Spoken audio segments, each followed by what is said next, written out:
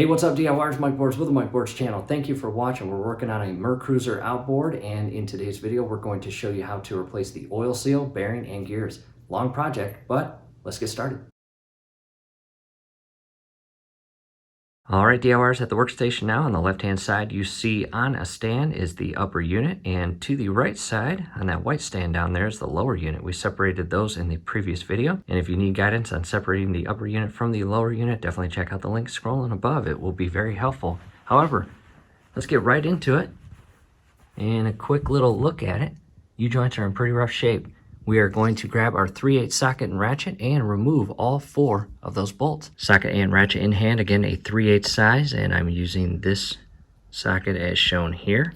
And in the previous video, prior to separating the upper from the lower, I actually loosened up these 4 bolts. So it will look like they are easy to come off, but they were pretty firmly secured. And again, I loosened them prior to separating the upper from the lower because when it's still connected, it doesn't slide off the stand and you got better leverage to loosen up these bolts.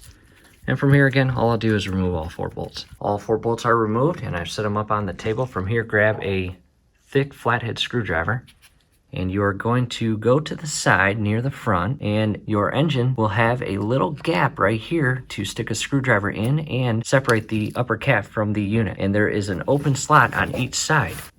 And set the screwdriver down. From here, you should just be able to carefully separate it by hand.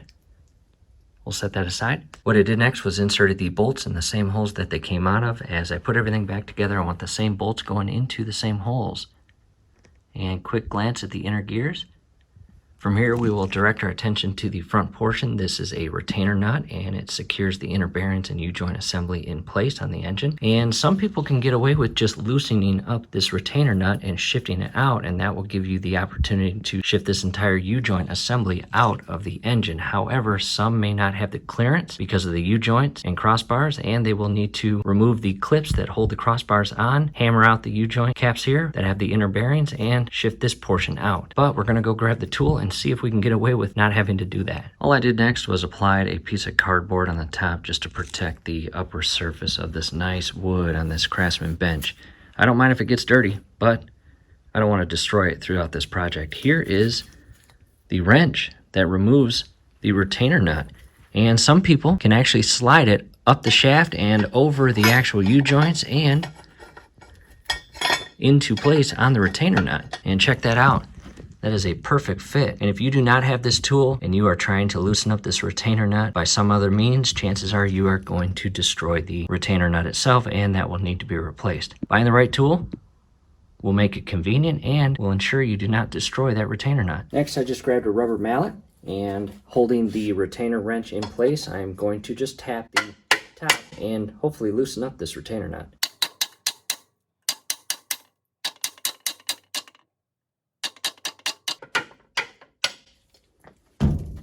And that was very easy. Look at that. And from here, I'll just carefully continue to loosen it. And again, hopefully I have clearance. I don't know 100% yet, but hopefully I do. And it really looks like I do. So that saves me a lot of time by not having to remove these inner C-clips that lock the crossbars in place on the U-joint assembly.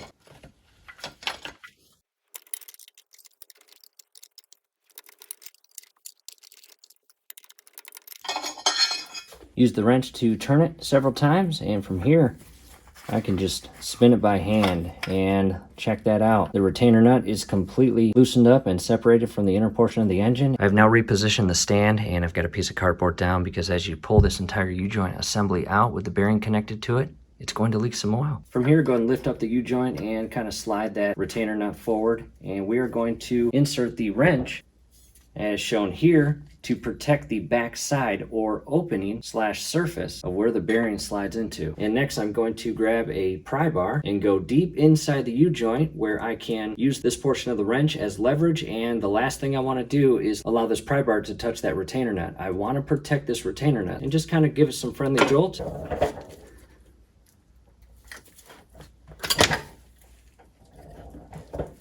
Check that out.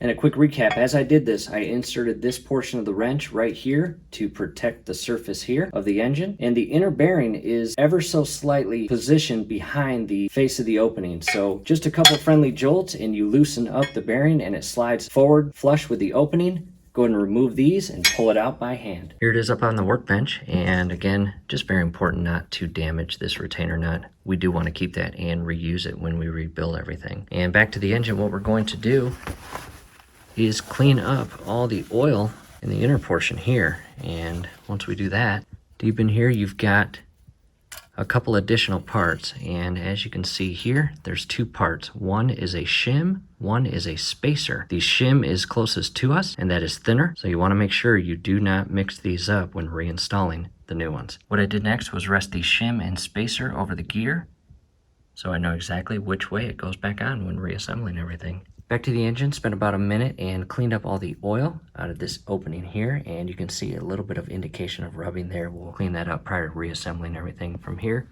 carefully grab the vertical gear and it should just pop right out. And it might drip oil. Be careful as you shift it to your workbench or wherever you are placing it. And there it is, DIYers, the vertical gear and bearings.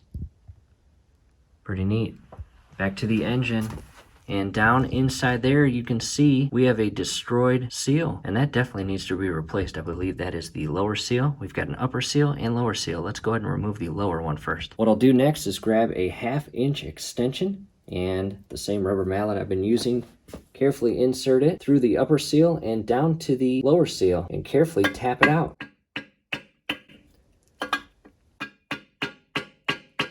Lower seal is removed and pretty bad shape. From here, what we need to do is carefully either go down below and hammer up to hammer out that upper seal, or reposition the upper unit onto the workbench and turn it upside down. At this point, I've got the upper unit on the bench upside down, and we now have access to insert the extension and pop that upper seal out, and it is inside here, and it will pop out basically down below.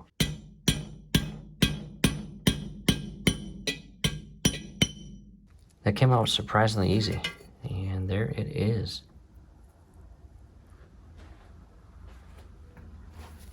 Upper unit is now resting safely back on the stand, and DIYers, that completes part number 1. Hopefully this helps. Hey, do us a favor below the video. You will see that thumbs up icon. Click on that, like the video, subscribe to the channel. Definitely ring your YouTube bell. That would be very helpful to us. We'd really appreciate it. Thanks again for watching.